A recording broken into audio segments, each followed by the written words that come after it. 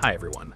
Pablo Sanchez is back, and somehow he's still 5'0", still has that stupid grin, and he can still hit a ball into orbit.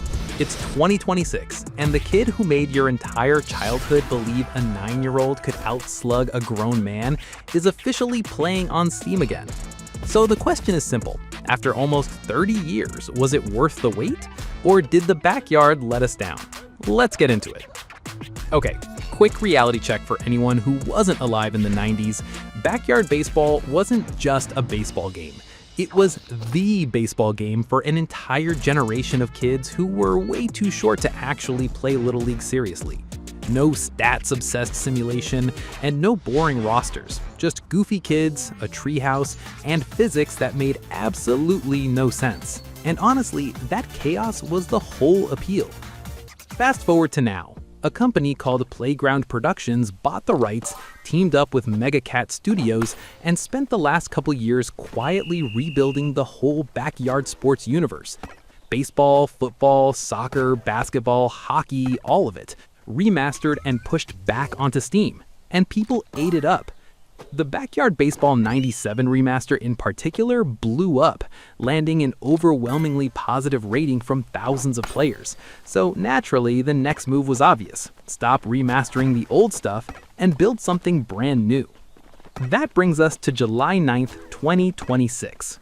Backyard Baseball. The actual sequel and not a remaster, a real new entry has dropped on PC and Mac for €39.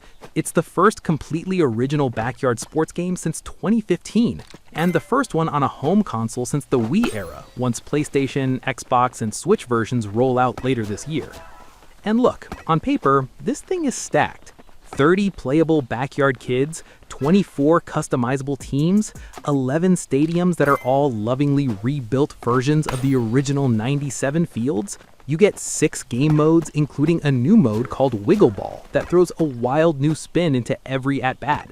You've still got the absurd power-ups the series is famous for. Fireballs, crazy balls on the mound, and on offense, you can still swing the legendary aluminum power bat like it's a cheat code. And here's the part that actually matters in 2026. There are no microtransactions. Everything, every card, every unlockable character, every cosmetic, you earn it by playing. In an era where every sports game wants to sell you a pack of digital cards for real money, that alone deserves a round of applause.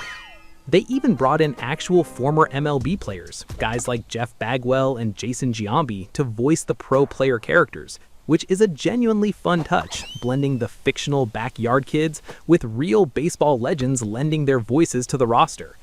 So it sounds perfect, right? Well, here's where we have to put the nostalgia goggles down for a second. Because the Steam reviews as of launch are sitting at a mixed rating, a little under 60% positive. And when you actually dig into what people are saying, the complaints are pretty consistent. Biggest issues are fielding controls that feel unresponsive, and players getting stuck on pathing when the ball lands near a wall. On higher difficulties, the AI seems to be able to hit almost anything you throw, which turns tense innings into frustrating ones fast. There's also just less customization than fans expected. For example, you're locked into a single jersey color instead of the multicolor options previous backyard games let you use, which sounds small until 2 teams end up looking almost identical on the field. And then there's the online multiplayer situation. 2 days before launch, 2 days, Playground Productions announced that online play, one of the most requested features for this new game, would not be available at release. It's still coming, just not yet. Which, credit to them, is a more honest move than shipping a broken online mode. But if you were hyped to play backyard baseball with your friends across the country on day 1, that's just not happening right now. Combine the jank with a $40 price tag, and you can see why some longtime fans feel a little burned. This isn't a broken game. The heart, the charm, the announcer lines, the treehouse menu, all of that is clearly made with love. But the actual on-field baseball still needs some patches before it matches the polish of the presentation around it. So here's the verdict from someone who grew up begging their parents for the original disc. Backyard Baseball 2026 nails the nostalgia. It nails the humor. It nails the no microtransactions promise that most modern sports games completely ignore. But right now, in July 2026, it's launching more like a really promising rookie than a finished pro. If you're a diehard who's been waiting since the Bush administration, you'll probably have a blast with this one. If you're on the fence, my advice: try the free demo first, or give it a few patches to let the fielding get fixed before you commit. Either way, Pablo Sanchez is officially back in the game. Just maybe let him work out a few bugs before he takes the mound for the championship. That's the breakdown. Let me know down in the comments if you're picking this one up, or if you're waiting for the console version. As always, thanks for watching.